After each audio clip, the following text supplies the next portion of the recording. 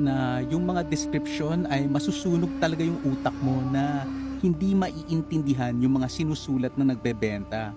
Siguro hinihit-hit din nila yung mga produkto nila. Naalala ko nga yung isa. Nakakatuwang berdeng bula na super cool kung kainin dahil parang berdeng asul na berde na bula na lumilipad-lipad, kain taas, lipad, baba ng berdeng bula. Parang ganun, pero kahit na maalala ko yung eksaktong sinabi nila, hindi pa rin maiintindihan ito.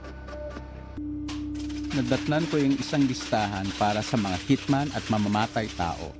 Mga lason ng ricin at cyanide na sabi ay walang amoy at lasa, mga tahimik na sapatos, mga silencer ng baril, peking mga alyas at pasaporte. Nagbebenta pa nga ng code ng instruksyon kung paano makapunta sa mga lugar na makakapagtago ng mga bangkay na hindi matatagpuan.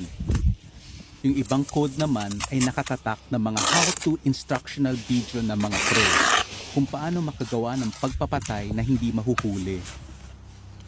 Kung ayaw mo naman ikaw ang pumatay ng tao, makakabili ka rin ng phone number ng hitman na malapit sa'yo na sisiguraduhin mabisa ang pagpatay ng tao.